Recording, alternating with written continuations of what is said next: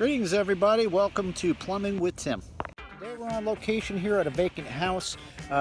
It's for sale, but the inspector failed the seller because there's a broken hose bib on the south end of the house. I'm going to show you how easy this is, so let's go. Locate where the water meter is. And it's right down here, and it's a double meter, one for the house over here and one for where we're working at. So we're going to get that cut off, and then we're going to open up some outside hose bibs so we can drain the water down.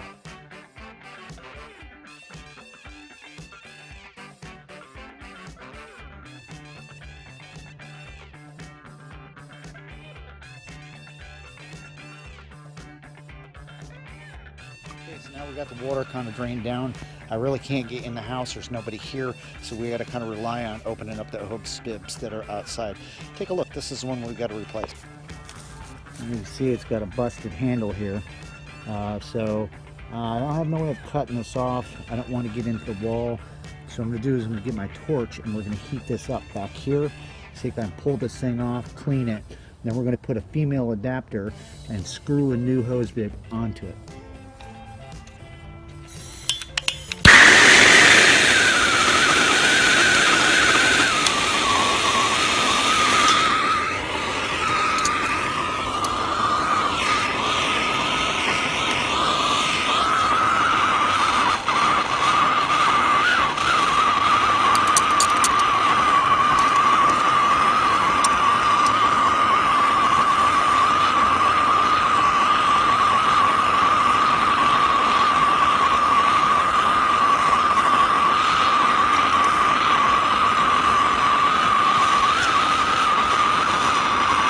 There's still some water in the system, so we're going to have to try to sweat it out.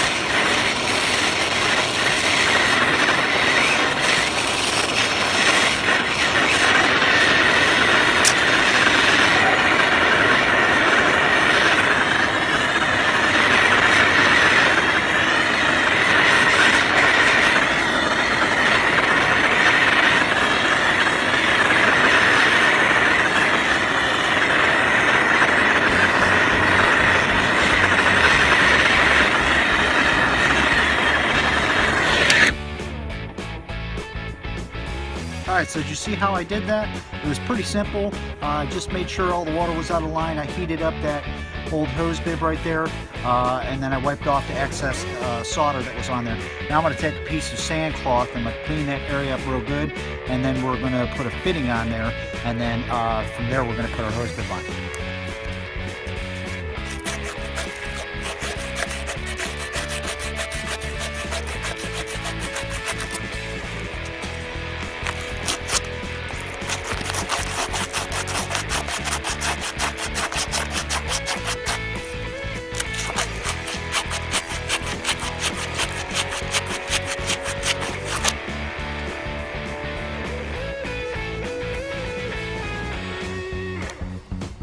See, we got more water that's coming out of the line that's stuck in the system, so that's why you always want to be careful.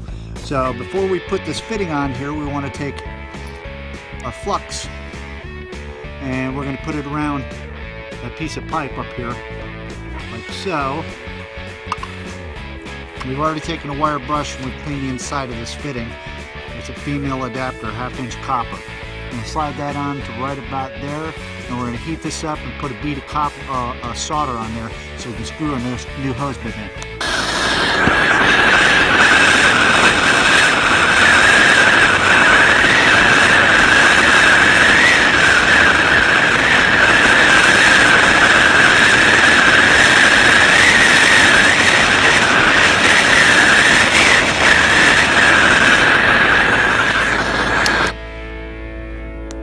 So did you see that? We got the new adapter on there. It's nice and soldered and everything. I didn't have to break into the wall or do any of that kind of stuff. We're going to let that thing cool off so we can actually hold onto it. And then we're going to take our boiler drain or a hose bib and we're going to screw that in there. This way there's access to replace this valve the next time without having to go through all this soldering. All right, so we have our 1/2-inch brass boiler drain right here, and we're going to make sure that we have Teflon tape on it. Okay, a couple times around, just like so. And then we're going to take our Rector Seal 5 that you guys see me use, a pipe dope. We're going to put that around the threads as well. Noisy little neighborhood here. Sorry about the background noise. See how I'm doing that? Nice little layer right around the threads like so. Now we're ready to go ahead and put it into that female adapter that we soldered in.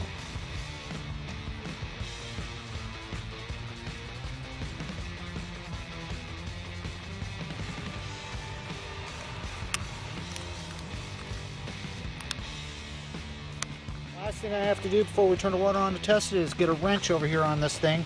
Nice and easy. You always want to put one up here where the fitting is, as well as one on here, because you don't want to twist that pipe off in the wall. And we'll be right back. All right, let's have a look at the final product here. Look at how nice and sweet that looks. I didn't have to break into the wall. As you can see, I went ahead and soldered on a female threaded adapter, and this is a brass boiler drain, a 1/2-inch. We just screwed it in there. That way when this thing goes bad, the next homeowner could just shut the water off at the meter, unscrew this and put a new one in. Genius.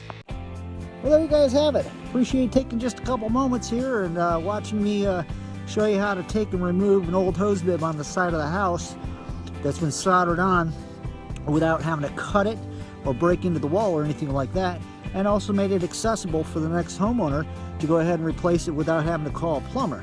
Very easy, simple fix as long as you got the right materials and right tools. Listen, thanks so much once again, each and every one of you guys, for your support.